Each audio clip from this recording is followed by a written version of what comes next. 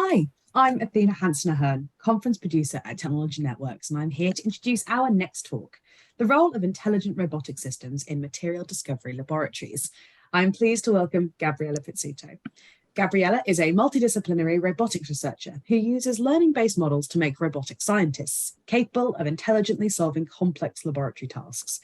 Her research bridges the gap between chemistry and robotics. She is particularly interested in deploying robotics in real-world material discovery laboratories. Currently, she is a senior lecturer at the University of Liverpool working on the ERC Synergy Grant, Autonomous Discovery of Advanced Materials. She obtained her PhD in computer science from the University of Manchester in 2020, where she was also a Marie Skłodowska-Curie early stage researcher. A warm welcome to you, Gabriella. Following the presentation, we will have a Q&A session and we welcome any questions that you may have. Please ask questions using the Q&A system to the right-hand side of the video player.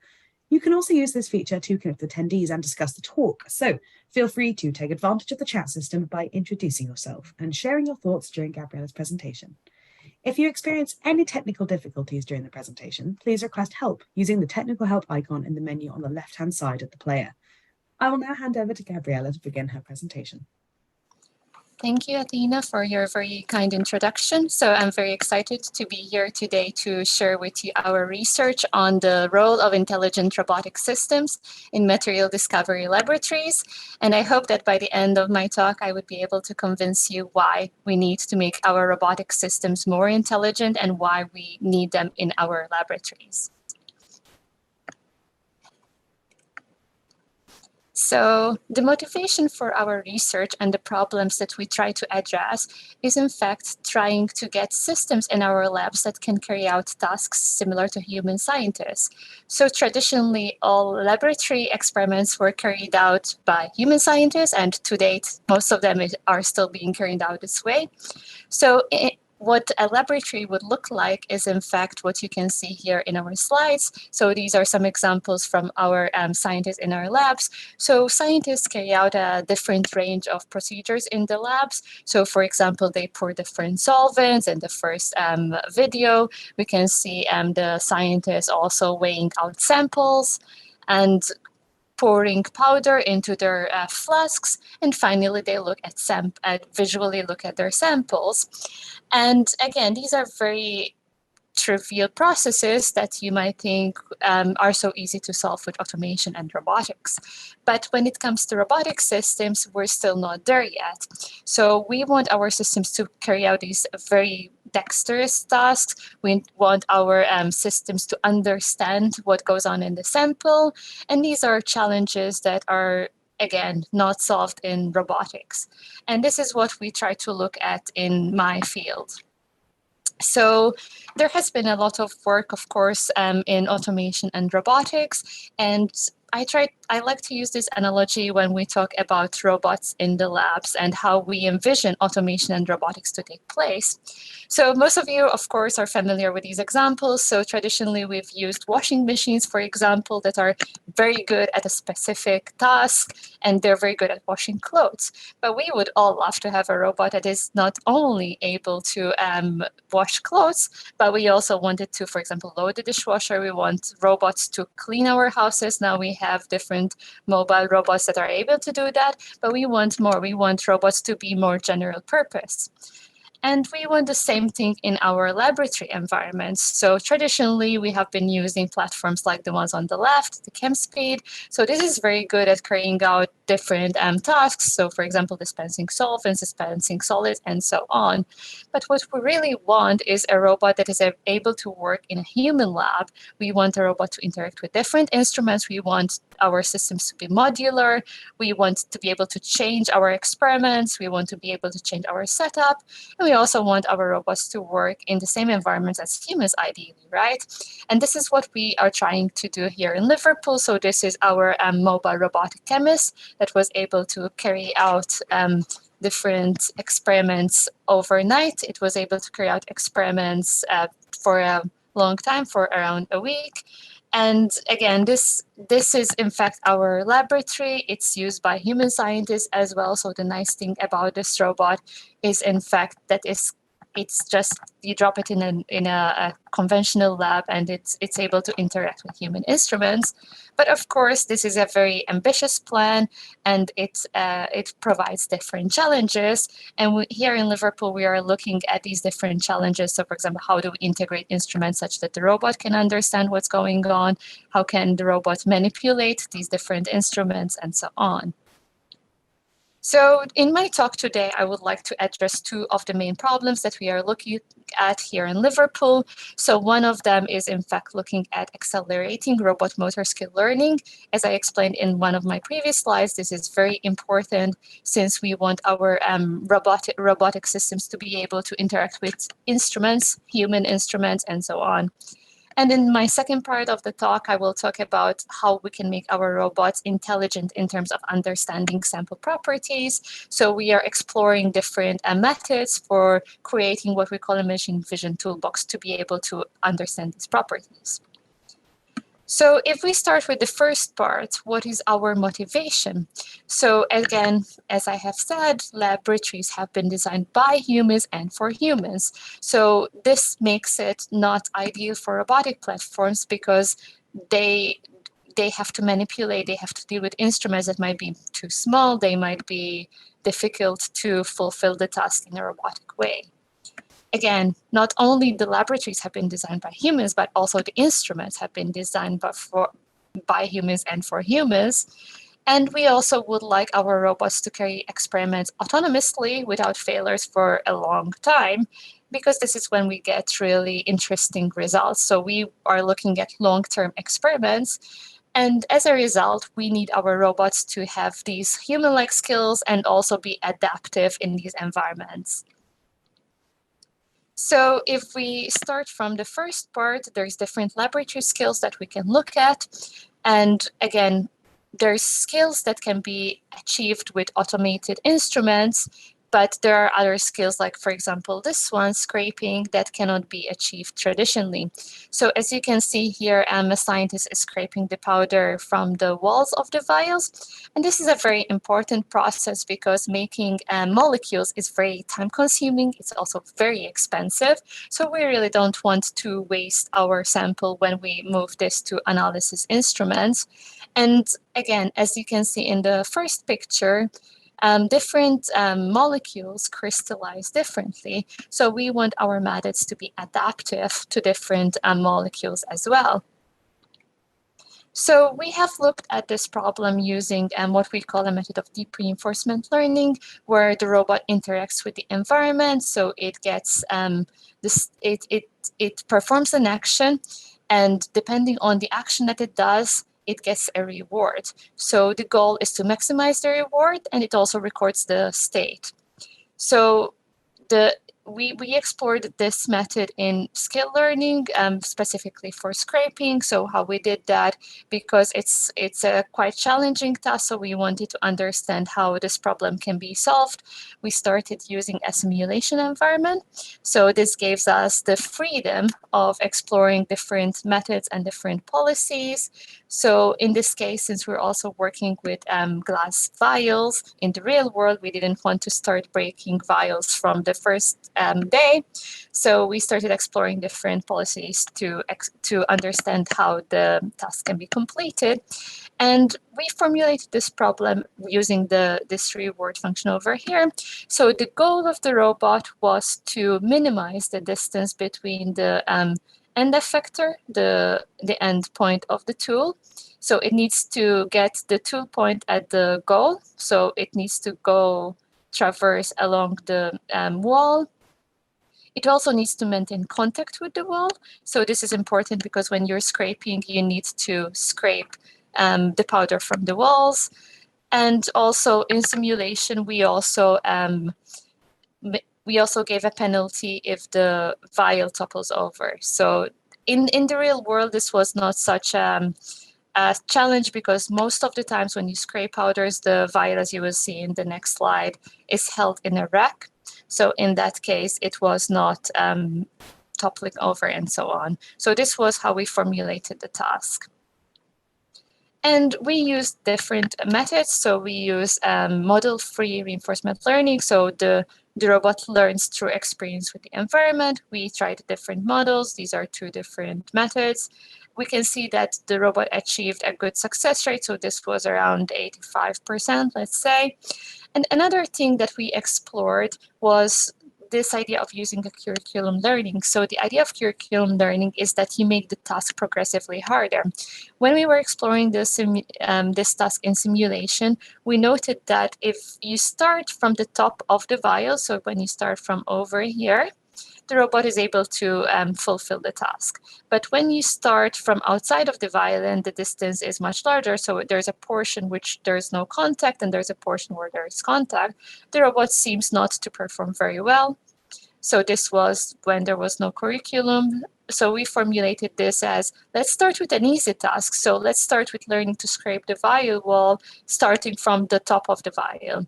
And then use that model to transfer to a harder task. So when the tool is outside and it scrapes the wall. And this you can see here, using this idea of curriculum learning really helped the robot in learning the task better. So of course, it's exciting to get this in simulation, but since we work in a real laboratory environment, we also want to look at getting this on the real robot. So we transferred this method on the real robot, we trained on the real robot, and this is the results that we obtained. So I will share the video.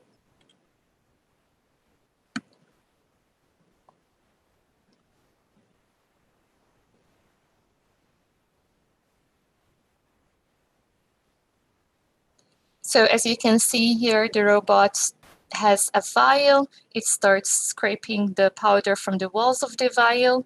In this case, the powder was more like it was stuck on the wall. So you can see here, it's removing it from the walls.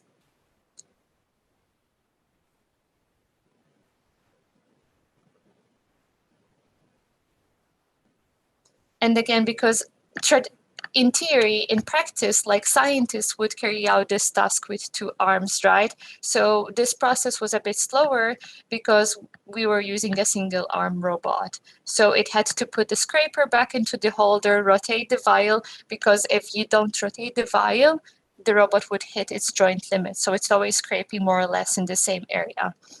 And yeah, so that's why the process took a bit longer than a human would, probably because we use a single arm, but we also want to explore using dual arm robots where you can have the robot rotating the vial with 1 arm and scraping with the other. So that's something that we are currently looking into to accelerate this process. So we've tried this method with different vials, we've tried it with different similar scraping tools, and we've also tried it with different powders.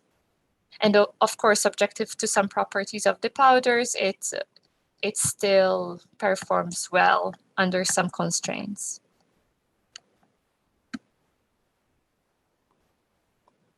So as you can see here, the robot is getting closer to finishing the scraping task.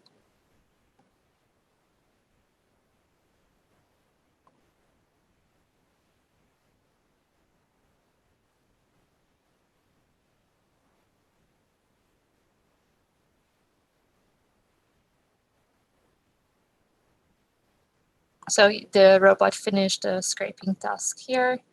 And here you can see the end result of the scraped vial. So you can see it was fully covered in powder, and then it finished scraping it. So that was one of the first tasks we have been looking at. Just to add on to that, there are other skills that we are looking into. So in this previous work, we're looking into scraping. We want this method. We are exploring different modalities of sensing as well to make sure that it's not just the force information that we're getting, but there could be other modalities that would make us more efficient. We're looking also at accelerating this, as I've previously said, using dual arms. And again, we want to explore different force profiles because different materials might have different properties. So this is an ongoing work. And we're also looking at transferring this method to other skills. So for example, we have in our labs, we have different insertion tasks that are similar to scraping. You can think of it like, for example, inserting a pipette, inserting a septa, inserting a rod to pierce a septa, and more skills that are similar to this task. So now for my second part of the talk, I will talk about how we are trying to understand sample properties visually. So what we are interested here is looking at non-invasive methods of understanding sample properties. Human scientists have done this for getting a quick estimation just by looking at the samples, and we want this robot to start having this same skill as humans. So as you can see over here, humans shake their reaction, and then they just look at the sample. And again, this is so non-trivial when it comes to humans, but when it comes, this is so easy done by humans, but when it comes to robots, it's not that straightforward. And the reality is that we would assume that in a chemistry lab, solutions might be very nicely colored and everything is very easy to segment. But in reality, this is how our labs look like. So we use, for example, organic solvents, which are transparent. The molecules, most of the molecules are white. So the segmentation is not so easy. And you have reflections. Human scientists wear white lab coats, which interferes with our setup as well. And there's, of course, clutter in the image. So this makes it quite challenging to use learning-based methods to detect, to understand the scenes. So again, in this work, in the mobile robotic chemist that was carried out here in Liverpool, the robot was able to operate autonomously for a week, but it was not able to understand the samples. It was not able to have this visual capability. So what we wanted to do is we wanted to explore different methods to be able to understand what's in the sample. It's all well and good to transfer the samples between different reactions, but understanding visually what's going on is very, very important in laboratories. So we started to explore this challenge. So one of the early tasks was, in fact, because it's a very important process in chemistry, is trying to understand solubility.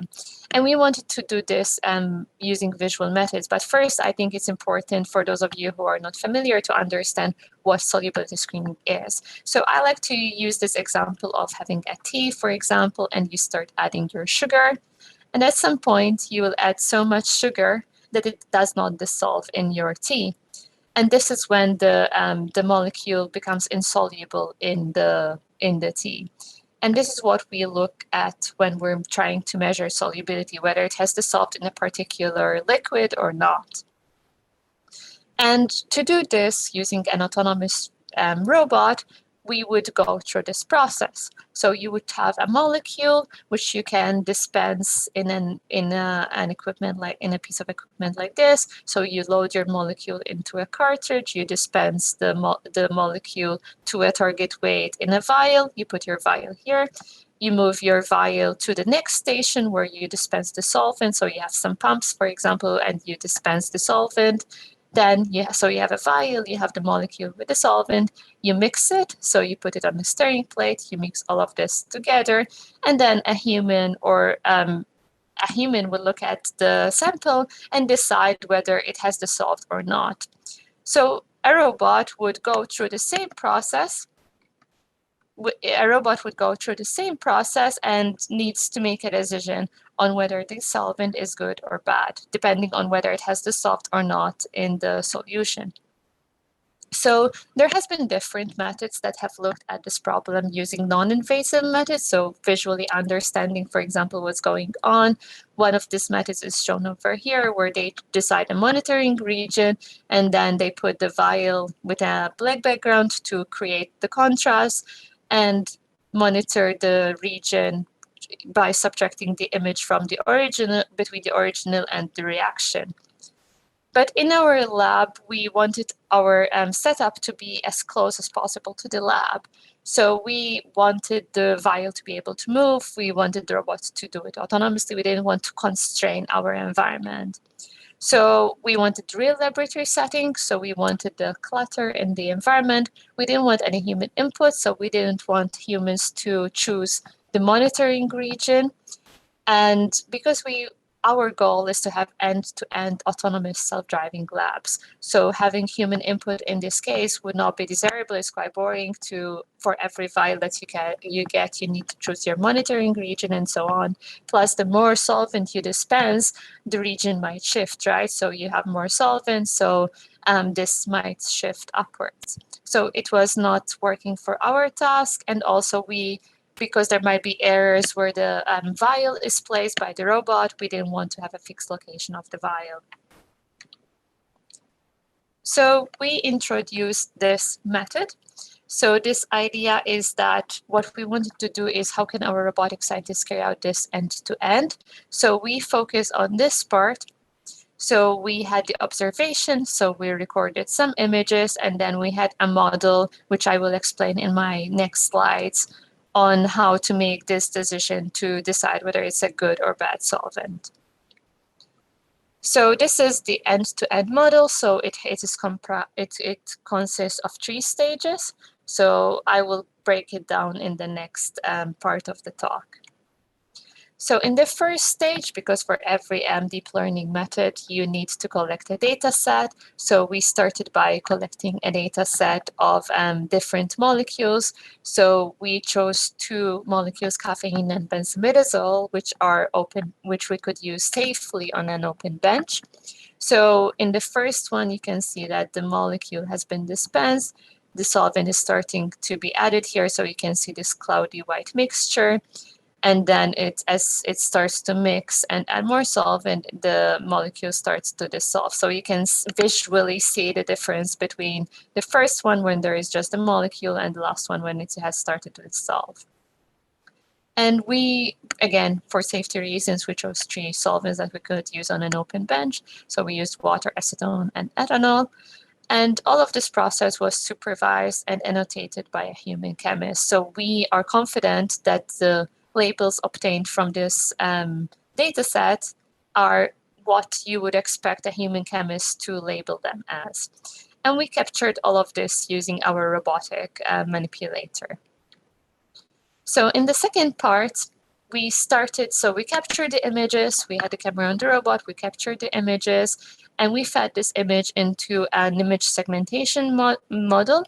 So for this case, we use a mask regional convolution neural network, which basically what this method does is it focuses on objects it can detect in the image, and it gives you a bounding box, or because it's also a mask, gives you a mask around the object.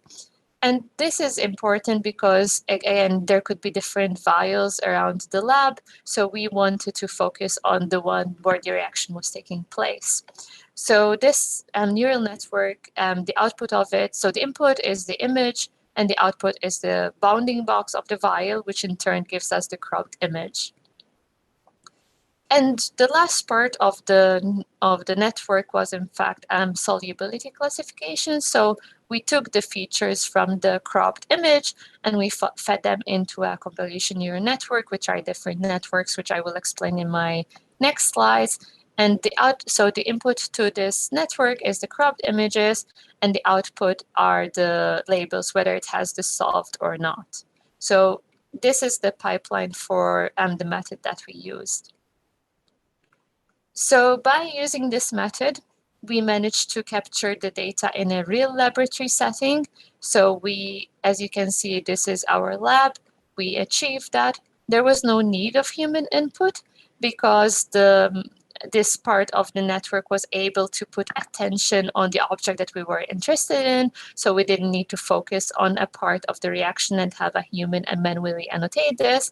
And because this is an object segmentation method, we could also get away with not having a fixed location of the vial. So these are some of the experimental evaluation details. So if you are interested, I would refer you to this paper over here. But basically what we did is these are the parameters.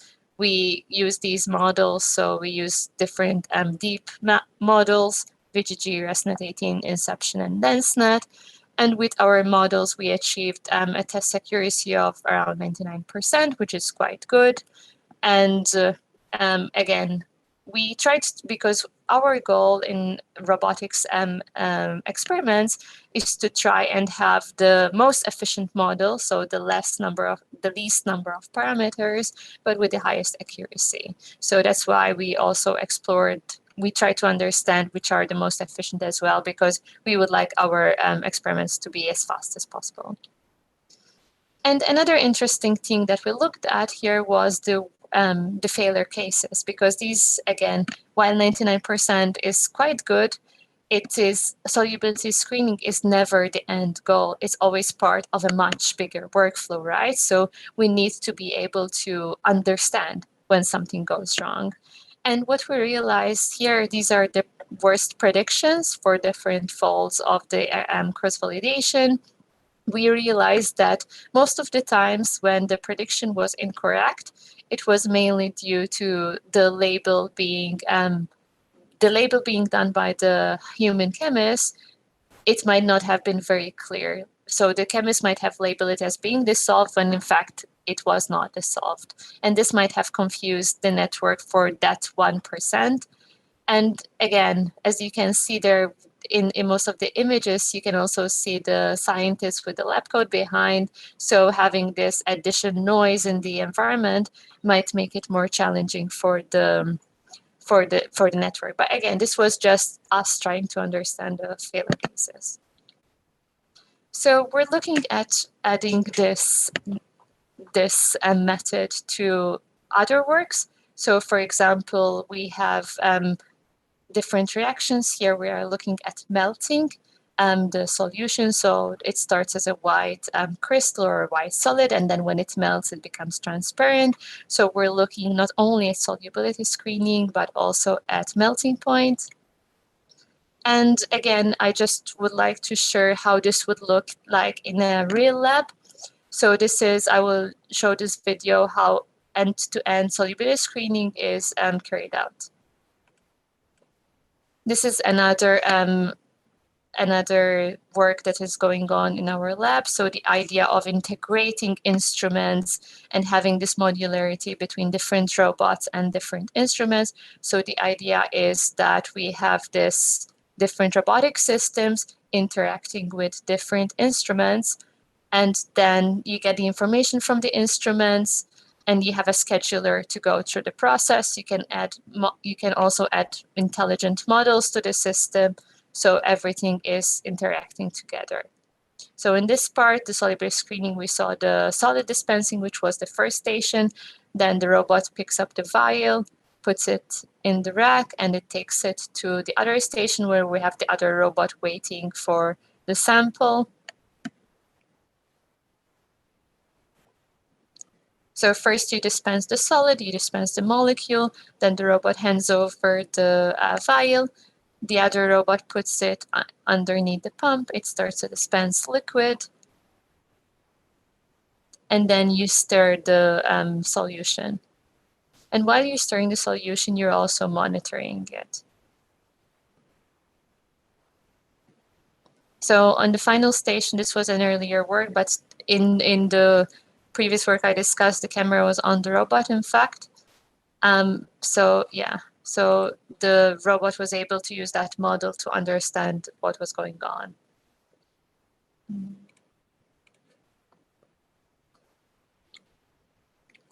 Okay, so for that part, I would like to talk a bit about how I envision robotics scientists being used in our labs and what are the challenges that we are facing. So I think the important thing that we need to understand is that building robust, autonomous, end-to-end workflows and robotic scientists for autonomous discovery of materials is quite challenging. We are really addressing different robotics problems, whether it's manipulation, whether it's vision, perception, navigation, different robots, interaction, architecture. How do we design a robust architecture? How do different instruments interact with robots, and so on? So these are it's a very big problem that we're trying to solve, and there are so many minor challenges that we need to overcome. When it comes to this line of research, we need to focus on safety. We work in a chemistry lab. Things can go wrong, so we need to make our systems as safe as possible. We need to monitor reactions when they go wrong. We need to know when something goes wrong, especially when we are deploying robots in human environments. So safety is crucial. It's very important. We work with solvents which could be flammable. We work with chemicals which could be toxic. So we really need to prioritize safety. Because also we are working with long-term experiments, so while it is useful to have an experiment or a demonstration of the idea to run it once or a couple of times, we really want our systems to work repeatedly round the clock, because this is the advantage of using these robots. So we want the system to be robust to external disturbances, robust to working long term. So that's another challenge that is not so straightforward, because again, having robustness is challenging, especially when you are trying to run experiments that are very expensive. So you don't want anything to go wrong, because if it's not robust to the disturbances, it would be costly in terms of time and also money. So that's very, very important. Another important thing is that we want our experiments and our robotic and autonomous systems in our material discovery labs to generalize to new experimental workflows. So while different molecules might look similar, they might have different properties. So some molecules might be more powdery, some might be more heavier, some might react in different ways. So we really need to think about how can we generalize to different workflows, how can we generalize to new experiment. And this is the nice thing about how we are developing the system here in Liverpool. We're thinking about this more from a point of view where we want everything to be modular. Everything is modular means that it's easier to generalize.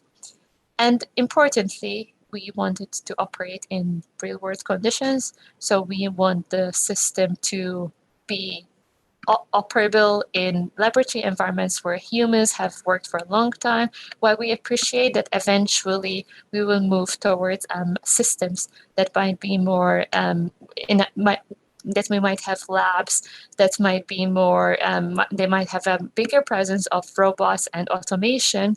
We know that in 2023, in the time that we are now, the real world conditions are that these labs are mainly for humans. So we need to work around these challenges. And another thing that I think is very unique here in Liverpool is that we're looking at this idea of bringing intelligence into our robotic systems. So it's not just about having an automated system carrying out a process. We want our robots to be intelligent. We want the decision-making capabilities. We don't want our scientists to have to make the decisions all the time, especially when it's such a straightforward decision, like, for example, whether the sample has been scraped or not, or whether the molecule has dissolved or not. So when it comes to these very easy decisions, we want our robots to be able to go beyond what has been done traditionally with laboratory automation and be more intelligent. So that's the methods that we are exploring here. And I think, again, our group here is quite multidisciplinary, so we're in a very good position where we work with chemists, roboticists work with chemists. The project that I am currently on has computational chemists, experimental chemists, roboticists, computer scientists, engineers, and so on. So it is a nice test bed where we have bidirectional knowledge. So for example, as a roboticist, I have the robot exploring scraping, exploring a scale. And this gives us information to the chemist how potentially we can do the task more efficient. So this bidirectional knowledge in terms of tasks and laboratory experiments. So to conclude, of course, this is a massive research effort that we have been carrying out. So I would like to acknowledge that, again, this was not work that I did on my own. So the postdocs I work with, the PIs I work with, my students as well, and collaborators from other universities, the robots that we work with, the Panda and other robots, and of course the funding councils that I have listed over here. And I think that's it from my end. So thank you for listening, and I would like to close off with this takeaway message. Fantastic. Thank you so very much, Gabriella. As all the other talks, we're likely going to have lots of questions coming from the audience, and I can see that we've had some come in already. So I'll move straight into the Q&A section. Your first question, what are the main challenges in autonomous laboratories? Yeah, so that's a very interesting question. So there are different challenges, but I think the main challenges are, again, that we are working with laboratory equipment that has been designed for humans. So, for example, some equipment would have buttons that you need to deal with. The scraping tools, the tools that we have, it's hard to grasp with robots. So I think the challenge is literally navigating the space which has been designed for humans and trying to make it as robot-friendly as possible. I think also, of course, as working with any multidisciplinary team, I think trying to understand what chemists need and making sure that this is delivered in autonomous labs, I think is also a challenge. But yeah, I would say the main one would be the setup, right? The setup of having a human lab and the robot operating in this. Fantastic. Another question for you then. What are the expectations of non-expert robotic users for using these labs? Yeah, so I think the expectation depends on the group, it depends on the people, it depends on the stakeholders. So I think some people, like some chemists, are really interested in understanding everything. So they really want to understand what's going on. So you need to make your systems explainable. You need to show when it fails. You need to make it more understandable, right? And then there are other people who are more interested in having a system and an end-to-end pipeline, and basically just pressing go, and the robot does the experiment, and they only care about the results. So I think there are like two extremes, and of course, most people are in between. Amazing. Thank you so much. Another question for you. How do you ensure safety when using these robotic systems in laboratories? Yeah, so that's a very important question. So usually when we do safety, we try to monitor and keep a log of what's going on. I think when we work with robots, we try to operate not, for example, at full speed or at high torques to make sure that the motions of the robot are also safe. We're looking at understanding multimodality, at understanding what's going on in the scene. So if there's like a reaction that went wrong, you can have an alert system. There's, of course, different ways which we would look at, for example, adding external sensors into the lab and so on. So I think there's different ways. We've started looking at safety. I think we're still not looking at it enough. So there's like different ways where we can improve. But for us right now, we're trying, since we're developing these new methods, we're being mindful of having multimodal understanding, operating the robots safely, so using collaborative robots mainly, and making sure that they don't generate enough force to hurt people or damage equipment as well. So yeah, that's mainly it. Fantastic. Sounds like there's lots to consider. I'll move just on to your last question then, just for the time. How do you envision the synergy between the robotics and chemistry research communities? Yeah, so I think, again, as I mentioned, this should be bidirectional. So I think what we're really working here in Liverpool is trying to create a useful setup for chemists, because that's, of course, that's the important thing. But I think because we're also addressing very challenging robotics tasks, we also want the robotics community to be interested in helping us do that. So we also look at, for example, creating an interesting benchmark task, creating a framework where different robotics communities can plug in their algorithm, and then we can test it out in our lab. So I think for chemists, it's about the usefulness and having a system that works. And I think for the robotics community, having a problem to challenge their algorithms, going from traditionally the robotics community, we tend to enjoy tasks like household environments, assistive robotics. I'm sure there are many, so I'm missing a lot.